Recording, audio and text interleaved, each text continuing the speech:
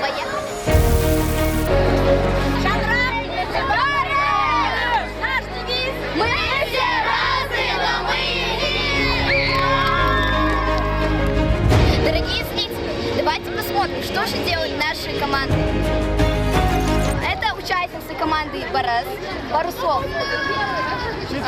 Мы готовимся, и мы должны выиграть, потому что мы все разные, но мы едины.